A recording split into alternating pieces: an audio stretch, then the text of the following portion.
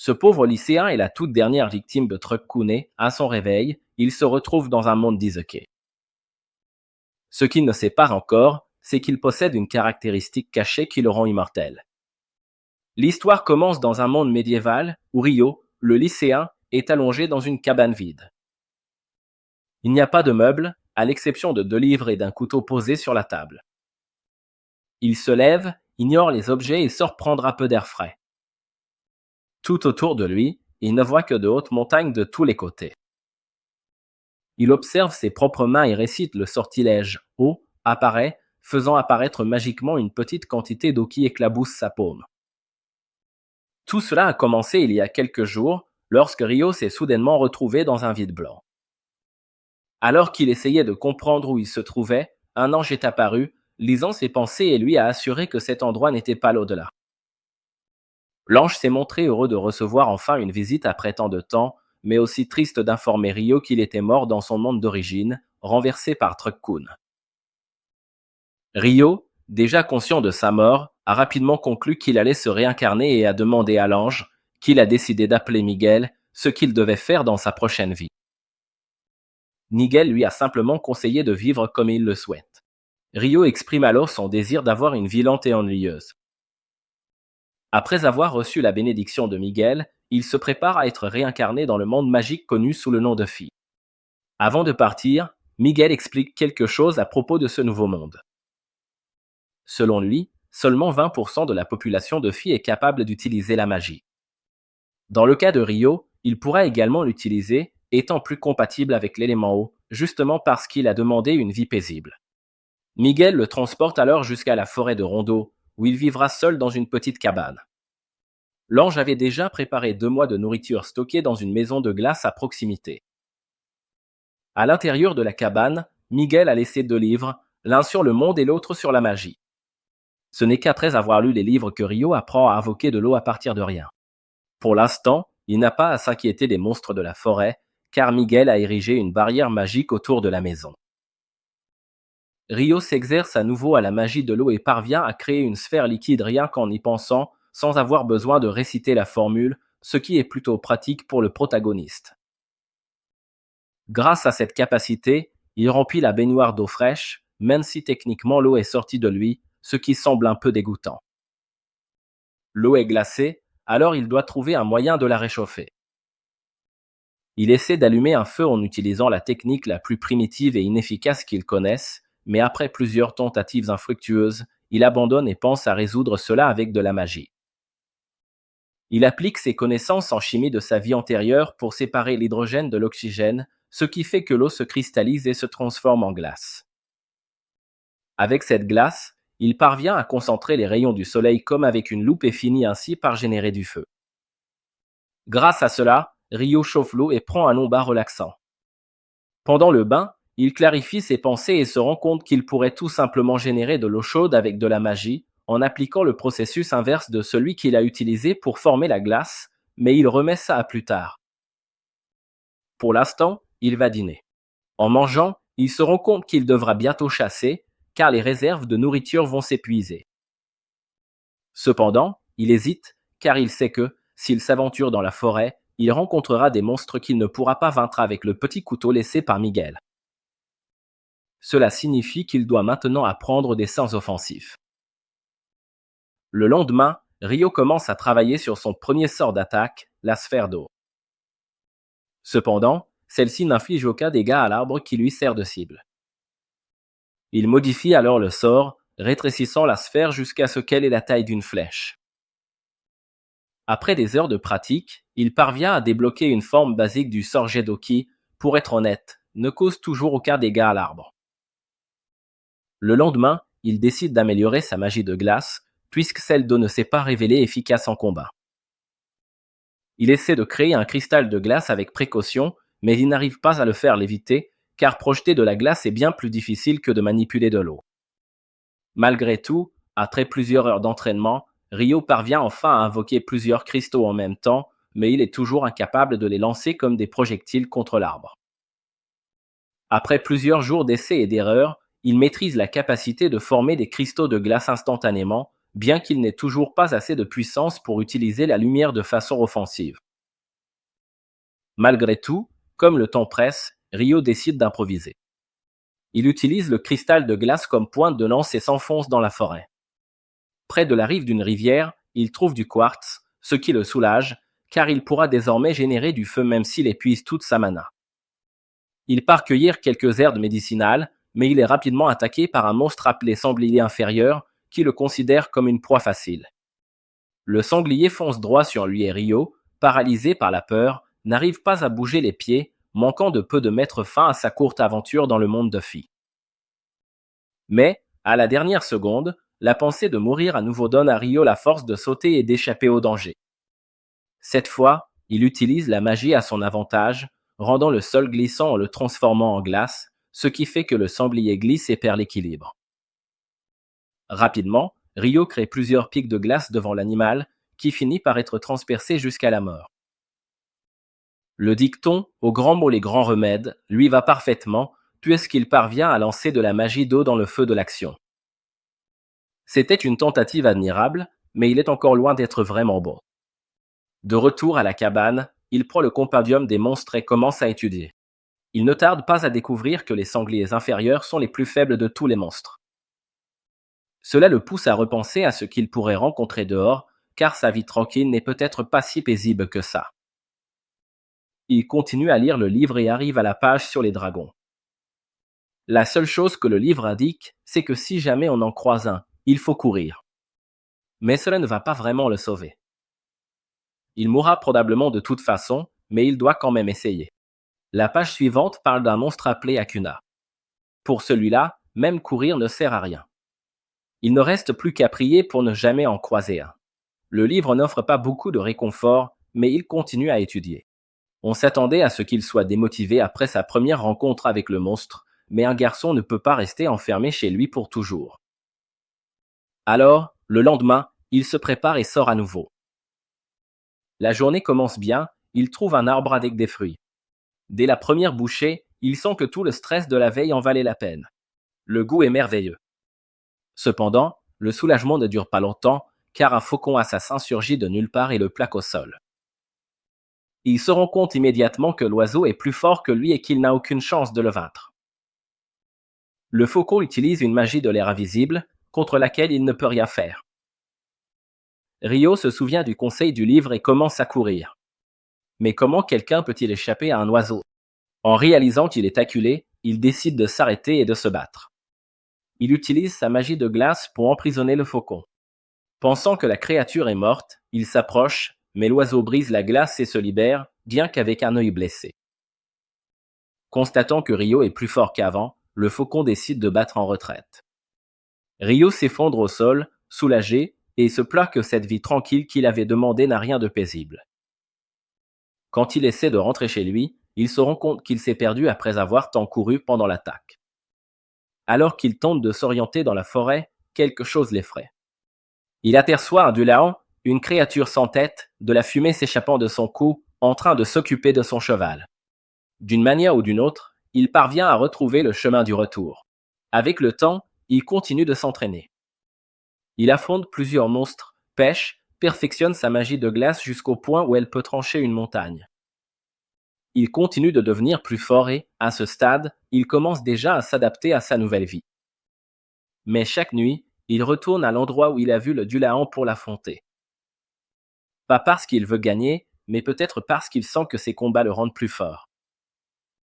Il ne sait pas grand-chose sur les Dulahans, car il n'y a rien à leur sujet dans le compendium qu'il possède. Cela le pousse à penser que le Dulahan n'est peut-être pas un monstre, ou du moins qu'il n'est pas dans un livre pour débutants. Après un autre combat raté, il admet qu'il continue de revenir parce qu'il croit que le Dulahan veut le rendre plus fort. Il observe le Dulahan en train de forger une épée de glace. La créature pointe l'épée dans sa direction et il comprend qu'il s'agit d'un cadeau. Il accepte l'armée, ensuite, le Dulahan s'en va en paix. Les jours, ou peut-être les semaines suivantes, sont tranquilles pour Rio. Du moins jusqu'à ce qu'il recroise le faucon vengeur. Lors d'une journée d'entraînement apparemment ordinaire, il aperçoit l'oiseau devant lui. Il remarque qu'il lui manque un œil et comprend tout de suite qu'il s'agit du même faucon qu'avant. Cependant, cette fois, l'oiseau est noir et bien plus grand. Il a évolué. Le faucon attaque avec une telle force que Rio érige un mur de glace à 5 couches, mais la créature le détruit facilement. Il dresse alors un mur à 10 couches, qui est également détruit. Quand il lance sa lance de glace, le faucon la traverse directement et poursuit son attaque. Le bâton de soutien qu'il utilisait tombé, dans le feu de l'action, Rio brandit l'épée qu'il a reçue du Dulahan et attaque. L'épée fonctionne. Le faucon recule, mais revient aussitôt à la charge de toutes ses forces. Rio parvient à le transpercer avec la lame et la créature s'effondre. Il s'approche et reconnaît la détermination de son adversaire. Après tout, c'est lui qui a de nouveau crevé l'œil de l'oiseau et il sait que le faucon a évolué uniquement pour pouvoir l'affronter. Il admet que, grâce à ce combat, il est lui aussi devenu plus fort. Par respect, il permet à la créature de mourir de sa main. Il retire l'épée du corps du faucon, qui meurt enfin. Il poursuit sa route, totalement inconscient du fait qu'un dragon rôde dans les parages. Soudain, le dragon s'approche et commence à lui parler. Rio est choqué de se rendre compte qu'il peut entendre la voix d'un dragon. Le dragon, quant à lui, se montre soulagé de pouvoir à nouveau utiliser sa télépathie. Il demande à Rio s'il a vu un faucon évoluer et Rio répond qu'il l'a tué. Le dragon est surpris et se demande comment un simple humain a pu avoir assez de pouvoir pour accomplir un tel exploit. En réponse, Rio lui montre l'épée qu'il a reçue du Dulahan. Le dragon la reconnaît immédiatement comme l'épée du roi des fées et demande ce que Rio a fait pour mériter un tel cadeau, mais même Rio ne sait pas répondre. Comme le dragon avait déjà terminé ses questions, Rio en profite pour poser les siennes aussi. Les deux discutent jusqu'au crépuscule, échangeant des paroles comme de vieux amis, jusqu'à ce que le dragon dise qu'il doit partir. Avant de partir, Rio se présente et le dragon révèle son nom, Luan. À ce stade, Rio profite vraiment de sa nouvelle vie. Tout va si bien que même l'ange responsable de sa réincarnation décide de vérifier à nouveau sa fiche spirituelle. En faisant cela, il se rend compte qu'il a laissé passer quelque chose d'important. Rio possède une compétence cachée qu'il n'avait pas remarquée auparavant. Tout simplement parce que la dernière âme qu'il avait envoyée dans ce monde ne possédait pas cette caractéristique. Il s'agit du pouvoir de la jeunesse éternelle. C'est bien ça, Rio ne vieillira jamais. Mais que fera-t-il de ce don? Et qu'est-ce que cela signifiera pour son existence à partir de maintenant? Alors que ces questions restent en suspens, au bord d'une rivière, un garçon étrange aux cheveux rouges est allongé sur le sable. Qui est-il donc? En s'approchant du navire détruit, il trouve un homme étendu près de l'embarcation. En l'examinant, il se rend compte qu'il est déjà mort. Cependant, peu après, il entend un gémissement venant d'ailleurs et ses yeux s'illuminent. C'est le premier être humain qu'il rencontre depuis son arrivée dans ce monde. L'homme s'appelle Abel et a des flashbacks de l'attaque d'un monstre ressemblant à une pieuvre géante pendant une tempête, ce qui a fini par le faire tomber à la mer. Lorsqu'il ouvre les yeux, il se rend compte qu'il est dans la maison de Rio. Il comprend qu'il a survécu d'une manière ou d'une autre et commence immédiatement à chercher d'autres survivants. En sortant de la maison, il est encore plus perdu, car il n'a aucune idée d'où il se trouve. À ce moment-là, Rio s'approche par derrière et Abel est surpris de ne pas l'avoir senti arriver, même s'il est un guerrier expérimenté. Il est aussi impressionné par le style vestimentaire de Rio, mais préfère ne rien dire par politesse. Abel se présente et remercie Rio de lui avoir sauvé la vie. Rio répond qu'il n'a pu sauver que lui et que tous les autres étaient déjà morts lorsqu'il les a trouvés. Abel lui dit de ne pas s'inquiéter pour les autres, car c'étaient des contrebandiers, mais avant qu'il ne puisse donner plus de détails, son estomac gargouille. Rio suggère de poursuivre la conversation autour d'un repas et l'emmène à l'intérieur. Pendant le déjeuner, Abel, un peu curieux, ne résiste pas et demande à Rio d'où viennent ses vêtements. Il répond qu'il n'a pas d'autres vêtements et qu'il ne possède pas non plus de tissu pour en fabriquer de nouveaux. Abel suggère qu'il en achète, mais il s'arrête vite, imaginant que Rio est peut-être trop pauvre pour s'acheter des vêtements. Cependant, Rio le rassure en disant que personne d'autre ne vit dans cette région à part lui. Abel demande alors si Rio chasse sa propre nourriture et il confirme. Quand Abel lui demande s'il utilise le couteau pour cela, Rio lui montre sa magie de l'eau, expliquant qu'il s'en sert pour chasser. Abel est impressionné, car seulement la moitié de la population mondiale est capable d'utiliser la magie, et il fait partie de l'autre moitié qui ne le peut pas. Cela surprend Rio, puisque l'ange lui avait dit que seulement 20% de la population était capable d'utiliser la magie. Ensuite, Abel demande à Rio de l'emmener jusqu'à la côte, car il doit vérifier quelque chose. En chemin, il dit que, s'il se retrouve en danger, il veut être en première ligne. Rio répond que ce n'est pas nécessaire, mais Abel insiste, affirmant qu'il ne veut pas être le genre d'homme qui doit toujours être sauvé. Rio accepte et le laisse faire comme il veut. Ils arrivent au navire détruit, mais tous les corps ont disparu. Abel suppose que les monstres ou la mer les ont emportés. Il remercie à nouveau Rio de l'avoir sauvé, car il aurait connu le même sort. Ensuite, il dit qu'il n'a pas trouvé ce qu'il cherchait, mais que maintenant il souhaite retrouver ses amis. Cependant, la tempête a entraîné le navire vers le sud et il n'a aucune idée de la direction à prendre. Puis, il a une idée soudaine et demande à Rio s'il aimerait l'accompagner. Rio est surpris par l'invitation et Abel dit qu'il pourrait l'aider à retrouver le chemin du retour et, en échange, il lui trouverait un travail en ville qui lui permettrait de vivre dans de meilleures conditions. Rio réfléchit à la proposition pendant un moment et décide de devenir le guide d'Abel jusqu'à la ville. Cette nuit-là, il regarde le jardin qu'il a cultivé avec tant d'efforts et ressent de la tristesse à l'idée de le laisser derrière lui. Avant de dormir, il dit à Abel qu'il va sortir pour faire ses adieux à quelqu'un. Le chevalier est intrigué, mais décide de ne pas insister. Pendant ce temps, Rio se rend au lac où vit le chevalier sans tête pour l'informer qu'il quittera la forêt pour un bon moment. Il le remercie de lui avoir appris à se battre et dégaine son couteau, disant qu'il se battra de toutes ses forces cette nuit-là. Le chevalier dégaine aussi son épée et alors, Rio attaque avec des coups puissants, le repoussant en arrière. Après un long et épuisant combat, Rio est complètement exténué et le chevalier retourne au lac. Rio le remercie une fois de plus et le chevalier reste silencieux. Cependant, lorsqu'il atteint sa place dans l'eau, il se retourne et invoque une armure magique des profondeurs comme cadeau d'adieu. Rio est ému par ce geste et remercie à nouveau avant de rentrer chez lui. Le lendemain matin, Rio et Abel se préparent à partir en voyage et Rio commence à ressentir de la nostalgie à l'idée de quitter l'endroit où il a passé tant de temps. Peu après, il croise un sanglier sauvage dans la forêt et Abel demande à s'en occuper. Il s'avance, l'épée à la main, et utilise une technique de combat qui transforme l'animal en quelque chose qui ressemble à un dos nu. Rio est émerveillé et demande « Qu'est-ce que c'est, les techniques de combat ?» Abel explique qu'il s'agit de techniques utilisées par ceux qui se battent avec des armes. Le soir, ils campent dans un arbre creux et, le lendemain, poursuivent leur route à travers la forêt. En chemin, ils croisent quelques hommes lézards dans un marais et Abel décide de changer d'itinéraire pour éviter l'affrontement, car ses ennemis sont particulièrement puissants. Cependant, Rio sent qu'ils sont suivis, même après avoir changé d'itinéraire. Abel se prépare à combattre et Rio dit qu'il y a trop d'ennemis, alors il utilisera aussi la magie. Abel pense que Rio ne pourra pas se battre sans son bâton, mais il est stupéfait de le voir invoquer 4 lances de glace et vaincre 4 hommes lézards d'un seul coup. Après le combat, Abel demande quel sort Rio a utilisé.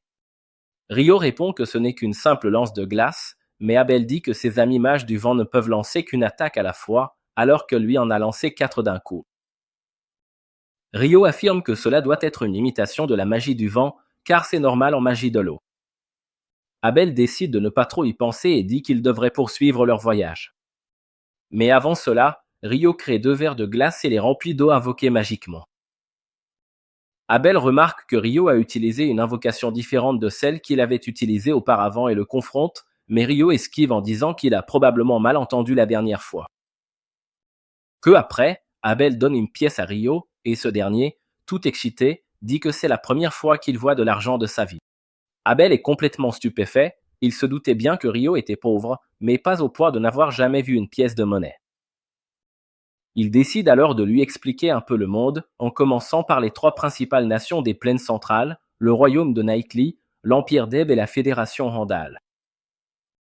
Rio se met immédiatement à se moquer du nom de l'Empire d'Eb, disant que c'est un nom ridicule, et alors qu'il continue de critiquer ce nom, les deux arrivent dans une grande clairière. Soudain, il remarque une pierre qui bouge toute seule. Rio, de son côté, invoque un bouclier d'eau pour bloquer les pierres qui sont lancées dans sa direction. Ils étaient entrés dans un nid de golems de pierre. Rio demande si les golems ne devraient pas avoir une apparence plus humanoïde, mais Abel préfère d'abord s'occuper du danger avant de répondre. Il court vers le golem le plus proche et ouvre un trou dans son corps avec un coup puissant, mais la créature se régénère rapidement et continue d'attaquer. Abel recule, réalisant que les attaques physiques ordinaires sont inefficaces. Rio a alors une idée, il invoque un énorme bloc de glace dans les airs et le fait tomber sur les golems, les écrasant complètement. Abel reste stupéfait, car il n'a jamais vu un sort pareil auparavant, mais Rio utilise la même astuce plusieurs fois jusqu'à éliminer tous les ennemis. Après la bataille, il trouve un golem spécial avec une grande pierre magique dans son corps, et Abel dit qu'elle doit valoir une belle somme. Rio commande qu'il aimerait extraire les pierres magiques des autres golems aussi, mais comme ils sont tous ensevelis sous la glace, il ne veut pas s'embêter à tout faire fondre. Poursuivant leur voyage, ils tombent sur une créature gigantesque, un mélange de crocodile et d'hippopotame.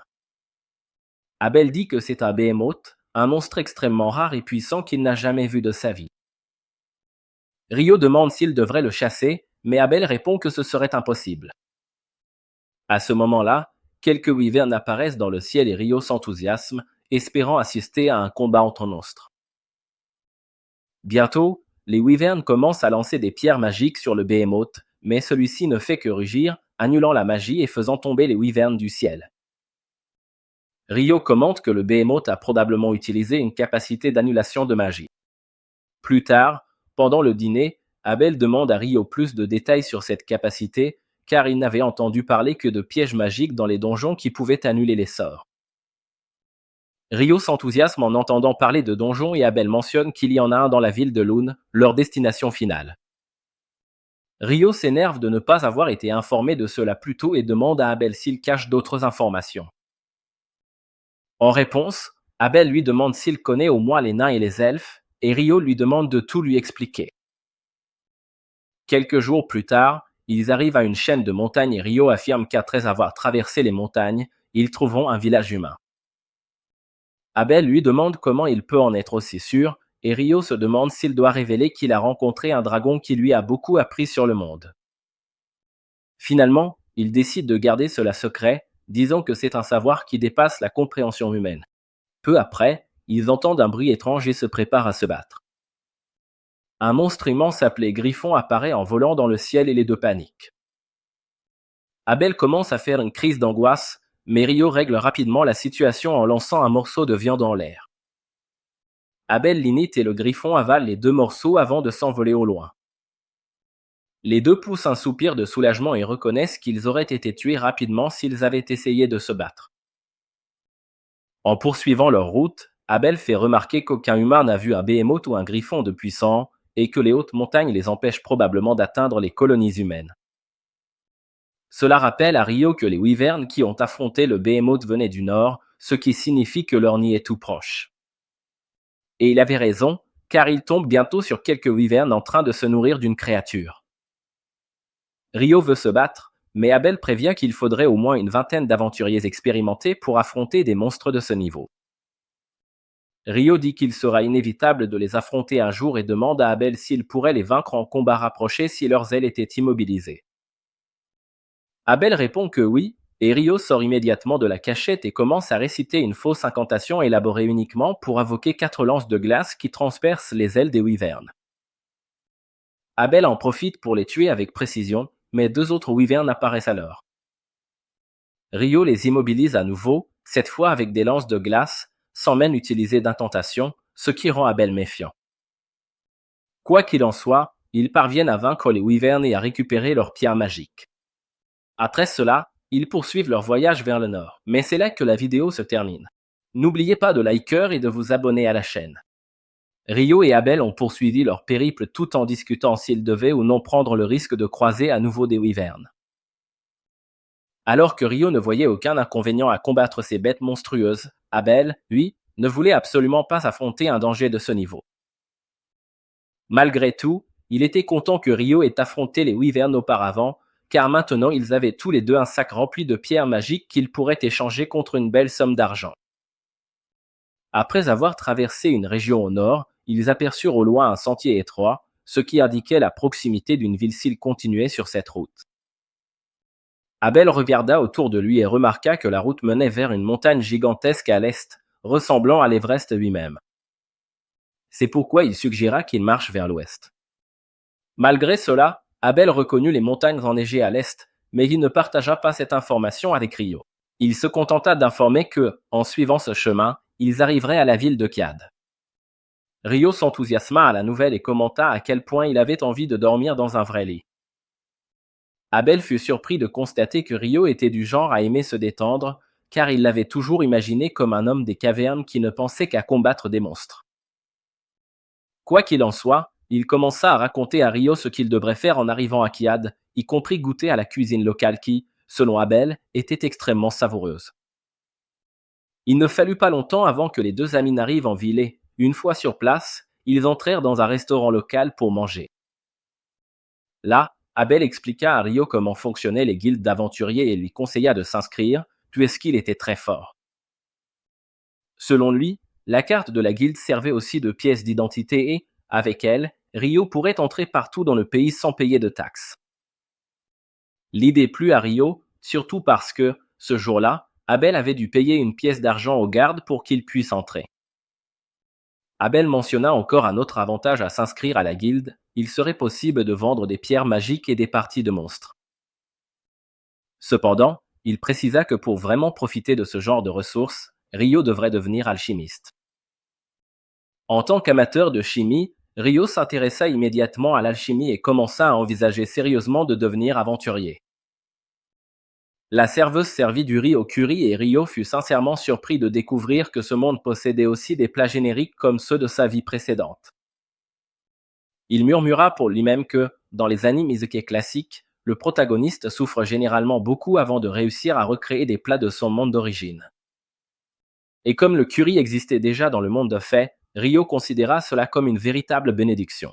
Sans perdre de temps, il se jeta sur la nourriture comme un vrai mukbanger, commandant des portions à répétition. Le lendemain matin, il parlait encore de combien il avait adoré le curry, ce qui rendit Abel curieux au sujet du passé de Rio, pensant qu'il n'avait jamais mangé quelque chose de vraiment bon. Comme Abel n'avait rien dit à propos du curry de la ville, Rio plaisanta en disant qu'il cachait peut-être d'autres secrets savoureux. Cela surprit Abel, ce qui laissa entendre qu'il cachait effectivement quelque chose. Il reprit à la route, traversant des prairies et des champs cultivés, jusqu'à finalement atteindre la ville de Loon. En s'approchant de la porte d'entrée, le garde local reconnut Abel et fut choqué de le voir, car il y avait des rumeurs selon lesquelles il avait disparu. N'ayant pas le temps de longues explications, Abel se contenta de dire au garde que l'homme qui l'accompagnait lui avait sauvé la vie. Le garde remercia Rio avec enthousiasme et lui serra chaleureusement la main. Comme Rio n'était pas encore un aventurier enregistré, il dut payer le droit d'entrée. Une fois de plus, Abel paya une pièce d'argent à sa place. Le garde souhaita alors la bienvenue à Abel et lui demanda ce qu'il comptait faire ensuite. En observant la conversation, Rio remarqua qu'Abel devait être très connu et apprécié dans la ville. Ensuite, les deux se dirigèrent vers la guilde des aventuriers. En chemin, Abel expliqua que normalement, lors de l'inscription, un aventurier commençait au rang F. Cependant, comme il était vétéran, il pouvait servir de référence pour Rio, ce qui lui permettait de commencer directement au rang E, voire D. Les règles de classement suivaient une logique courante, plus le rang était élevé, plus les missions disponibles étaient difficiles. Malgré cela, Abel pensait que Rio n'aurait même pas besoin d'accepter des missions, puisqu'il deviendrait riche rien qu'en vendant toutes les pierres magiques qu'il possédait. La quantité était si grande que, s'il vendait tout d'un coup, il pourrait même faire s'effondrer le marché. C'est pourquoi Abel voulait consulter le maître de la guilde avant de prendre une quelconque décision. Dès qu'ils sont entrés dans la guilde, tout le monde a été choqué et ému de voir qu'Abel était vivant et en bonne santé. De nombreuses personnes se sont rassemblées autour de lui et Rio a souri en réalisant qu'il s'était lié d'amitié avec quelqu'un d'aussi populaire. Il a préféré s'éclipser pour ne pas déranger et a décidé de faire un tour en ville. Au cours de sa promenade, il a rencontré une jeune elfe qui a manifesté de l'intérêt pour ses vêtements, les identifiant comme appartenant au roi des fées. Rio était perplexe, car il n'avait aucune idée de qui était ce fameux roi. Malheureusement, l'elfe a dit qu'elle était pressée et est partie rapidement, en espérant le revoir bientôt. Abel est apparu peu après, cherchant Rio et l'a ramené à l'intérieur de la guilde, le présentant à tout le monde comme l'homme qui lui avait sauvé la vie. Abel l'a poussé en avant et, en peu de temps, tout le monde s'est montré heureux et reconnaissant envers Rio pour son courage. Après que tout le monde soit retourné à ses occupations, Abel emmène Rio voir la réceptionniste de la guilde pour commencer le processus d'inscription en tant qu'aventurier et le recommande personnellement, demandant que Rio soit directement enregistré comme aventurier de randée. La réceptionniste n'en revient pas de voir qu'une personne comme Abel, membre du célèbre groupe Crimson Sword, recommande quelqu'un. Elle révèle que c'est la première fois qu'un membre de ce groupe fait une telle chose, ce qui signifie que Rio doit vraiment être quelqu'un de spécial. Malgré tout, elle approuve la demande, mais explique que Rio devra tout de même passer par une évaluation physique obligatoire. Pendant ce temps, Abel explique qu'il doit parler au maître de la guilde. Peu après, le maître de la guilde, Riul, au tempérament théâtral, arrive en courant dès qu'il apprend le retour d'Abel. Abel le présente alors Rio et dit qu'il veut qu'il passe l'examen de promotion de rang. Rio répond que, pour cela, il sera nécessaire de tester sa force. Mais Abel affirme que Rio est plus fort que lui, ce que le maître de la guilde a du mal à croire. Pour prouver son point de vue, Abel montre à Rio toutes les pierres magiques qu'ils ont collectées sur les wyverns, et Rio est complètement sous le choc. Il dit que la quantité de pierres magiques indique qu'ils ont chassé assez de wyverns pour détruire un pays entier. Abel le rassure en disant qu'il n'y a aucune raison de s'inquiéter d'une attaque de monstres, car ils ont chassé les wyverns au sud des montagnes maléfiques. Rio demande alors si le nom de la montagne a une signification particulière, et Abel répond qu'il n'a jamais entendu parler de quelqu'un ayant traversé ces montagnes en toute sécurité. Elles sont tellement dangereuses que même les aventuriers de plus haut rang n'osent pas s'y rendre sans une très bonne raison. Rio est stupéfait d'apprendre que lui et Abel ont été les premiers à accomplir cet exploit et accepte immédiatement d'augmenter le rang de Rio sans qu'il ait besoin de passer d'examen. À ce moment-là, le groupe d'Abel fait irruption dans la salle, visiblement ému de revoir leur compagnon, pensant qu'ils ne le reverraient jamais. Le maître de la guilde décide de les laisser à l'aise pour qu'ils puissent se retrouver, tandis qu'il emmène Rio dehors afin de procéder à son enregistrement. Rio l'accompagne et Abel lui demande d'attendre ensuite à la réception, car il veut l'emmener dans un endroit spécial. Rio conduit Rio jusqu'à son bureau, expliquant que le groupe d'Abel, l'épée cramoisie, est l'un des plus forts et populaires de la guilde.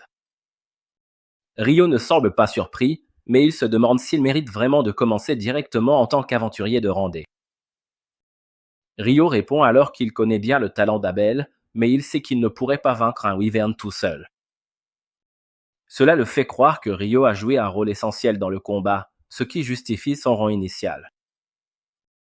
Peu après, la réceptionniste arrive au bureau avec l'équipement nécessaire pour enregistrer officiellement Rio comme aventurier, et Rio lui confie cette partie, car il est submergé par la paperasse.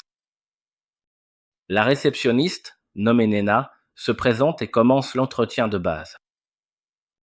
Elle informe Rio qu'il pourra rester dans les logements de la guilde pendant 300 jours après l'enregistrement, mais qu'il devra ensuite trouver un autre endroit où vivre. Ensuite, elle mentionne le cours d'exploration de donjons proposé par la guilde pour les débutants comme lui. Rio manifeste immédiatement son intérêt à y participer et Nena fixe le cours dans 2 jours, à 9h du matin. Rio est choqué de découvrir qu'il existe des horloges dans ce monde. La réceptionniste poursuit alors la procédure d'enregistrement et demande à Rio de poser la main sur un dispositif en cristal. Dès que Rio touche le cristal, celui-ci scanne ses données biométriques et les transfère sur une plaque de métal au sommet de l'appareil, la transformant ainsi en sa carte de guilde. Nena le félicite d'être officiellement enregistré. Après cela, il quitte le bureau et, peu après, Abel emmène Rio faire un tour en ville. Il dit qu'il veut acheter des vêtements et un bâton comme paiement pour l'avoir escorté jusqu'ici. Rio le remercie pour les vêtements, mais reste intrigué à propos du bâton. Abel explique que tous les mages en ont besoin d'un, mais Rio répond qu'il arrive à utiliser la magie parfaitement sans aucun outil. De plus, il se bat aussi à l'épée au corps à corps, donc un bâton ne lui serait pas utile. Abel est surpris, d'autant plus lorsque Rio révèle que le petit couteau qu'il porte est en réalité son épée. Malgré cela, Rio dit qu'il y a quelque chose de plus urgent que des vêtements ou un bâton. Des informations de base sur le fonctionnement du monde. En peu de temps, il découvre que les heures, les jours, les semaines et les mois suivent le même modèle que sur Terre et que même le système métrique est utilisé. Cela le convainc que quelqu'un venant de la Terre est arrivé dans ce monde il y a très longtemps et a modifié la culture locale, ce qui explique les nombreuses similitudes avec son monde d'origine. Alors Abel revient du magasin après avoir payé les achats et dit que le véritable événement de la journée est encore à venir. Il emmène Rio dans une immense auberge où tous les amis de la guilde sont réunis pour fêter son retour sain et sauf. Ils font la fête toute la nuit et, le lendemain matin, Nena doit aller chercher Rio pour lui montrer où il va loger. Elle le conduit dans une chambre où deux aventuriers débutants sont déjà installés. Le garçon aux cheveux bruns se présente comme Neo et le blond comme Ido. Il souhaite la bienvenue à Rio et, dès que Nena s'en va, Neo commence à dire à quel point il l'aime. Ido le réprimande en lui disant d'arrêter de rêver de femmes hors de sa portée. Ensuite, il commence à discuter avec Rio de la vie dans les logements de la guilde. Soudain, Nena revient dans la chambre avec un autre aventurier tout juste inscrit, qui se présente timidement comme Amon. Ainsi, les quatre garçons commencent rapidement à tisser des liens d'amitié. Quelques jours plus tard, Rio et Amon terminent leur cours intensif d'exploration de donjons pour débutants et l'instructeur les informe que l'après-midi, ils entreront dans le premier niveau d'un donjon. Amon est visiblement tendu à cette idée, mais Rio essaie de le rassurer, disant que s'il se laisse submerger par le stress maintenant, il sera épuisé quand ils auront vraiment besoin d'énergie. L'instructeur demande alors si quelqu'un a des questions, et Rio soulève un point concernant la possibilité de se téléporter instantanément vers les étages déjà atteints. L'instructeur est impressionné, car seuls les aventuriers expérimentés connaissent ce détail. Il explique que certaines donjons du Sud disposent de cette fonctionnalité de voyage instantané entre les points de contrôle, mais que le donjon de l'Aune n'offre pas un tel avantage. Ensuite, l'instructeur conduit tous les élèves jusqu'au donjon, qui se trouve au centre de la ville. Il explique que la ville a été construite autour du donjon et que, tous les quelques années, la population de monstres augmente soudainement, atteignant parfois la surface. Les murailles autour du donjon servent à protéger les civils de ces attaques, mais il rassure les nouveaux en disant qu'il n'y a actuellement aucun risque d'une vague massive de monstres. Peu après, le groupe arrive au premier étage du donjon, qui est une zone sûre, sans monstres. L'instructeur autorise les élèves à explorer l'étage, mais les avertit qu'ils doivent rester près de l'entrée. Rio et Amon forment un duo, et bientôt Rio sent l'approche d'un monstre. Il dit à Amon d'attaquer pendant qu'il le retient, et le garçon, nerveux, dégaine son épée. Quelques instants plus tard, une fourmi monstrueuse apparaît, et Rio l'identifie immédiatement comme une fourmi soldat, quelque chose qu'il a vu dans un livre. Il guide Amon pour qu'il attaque le cou de la créature pendant qu'il l'immobilise avec des lances de glace. Rio plaque complètement le monstre au sol, et Amon parvient à le décapiter facilement, réalisant ainsi sa première élimination. Euphorique, il célèbre, et Rio récupère la pierre magique de la fourmi comme trophée de leur première chasse réussie. Plus tard, ils dînent avec leurs colocataires, qui veulent fêter leur première incursion dans le donjon, et sont impressionnés qu'ils aient vaincu une fourmi soldat. Amon admet qu'il n'a fait que porter le coup final et que c'est Rio qui a vraiment maîtrisé le monstre. Ensuite, il dit qu'il veut retourner dans le donjon le lendemain, mais qu'il a peur d'y aller seul. Rio propose de l'accompagner, disant qu'il est lui aussi intéressé à enquêter davantage, surtout parce qu'il a trouvé étrange de croiser un monstre au premier étage, alors que l'instructeur avait assuré qu'il n'y en aurait pas. Ido commente qu'il a aussi entendu des rumeurs sur des fourmis soldats qui apparaissent récemment dans les étages supérieurs, ce qui intrigue les garçons quant à la cause de ce phénomène. À ce moment-là, Abel apparaît et explique que ces fourmis sont capables de creuser jusqu'aux étages supérieurs. Les garçons sont sous le choc de voir de près l'aventurier le plus célèbre de la ville. Rio, comme toujours, reste franc avec son ami, et Abel demande au garçon de veiller sur lui, car il n'a pas beaucoup de bon sens. Soudain, Neo se lève en position de respect et se présente à Abel, disant qu'il est son idole et qu'un jour il veut devenir un aventurier célèbre comme lui. Il lui demande de lui serrer la main, et Abel accepte, lui conseillant de faire des efforts, mais de toujours donner la priorité à sa propre survie. Rio demande alors ce qu'Abel fait là si tard, et il répond qu'il vient tout juste de rentrer d'une mission. À ce moment-là, son groupe apparaît et les filles sont furieuses qu'il soit venu ici avant de faire son rapport au maître de la guilde. Il dit qu'il faisait simplement aider quelques novices qui avaient besoin de conseils. Méline, avec mépris, ordonne à Owen, le fils perdu de Sheik, de le ramener ailleurs. Le grand costaud jette Abel sur son dos pendant que ce dernier crie comme un enfant. Lynn commence alors à fixer Rio avec des yeux envieux, ce qui le met mal à l'aise, et il lui demande ce qu'elle veut. Mais la prêtresse Leia intervient, ordonnant à Lynn d'arrêter ça, et s'excuse auprès de Rio pour le dérangement. Quand il s'éloigne, Ido et Nis commencent à se comporter comme des fans, en commentant le groupe. Mais Rio ne comprend pas ce qu'il trouve d'aussi impressionnant chez cette bande d'idiots. Pendant ce temps, Ria dit à Lynn que ce n'était pas sympa de fixer Rio, mais elle répond qu'elle était juste curieuse, car Abel parle toujours beaucoup de ses talents magiques. Rio admet qu'elle est aussi curieuse, mais Abel assure que bientôt tout le monde verra de quoi Rio est vraiment capable. Le lendemain, Rio et Amon retournent dans le donjon et cette fois, ils affrontent quelques chiens monstrueux. Tandis que Rio les maintient immobilisés avec des lances de glace, Amon montre qu'il est un épéiste plutôt correct et parvient à en vaincre quelques-uns.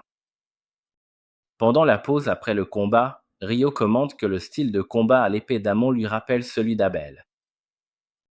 Amon explique qu'il a été entraîné par un vieil homme nommé Kiro, qui avait appris à se battre dans une grande école de la capitale.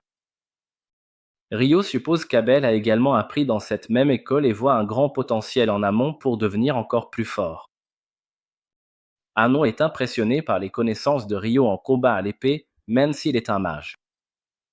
Rio révèle qu'il a eu un mentor, mais qu'il a développé son propre style d'escrime.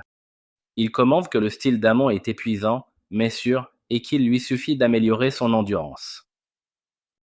Il raconte aussi qu'Abel avait l'habitude de pratiquer sa technique d'épée dès le réveil pendant les voyages, montrant que même les plus talentueux doivent faire des efforts.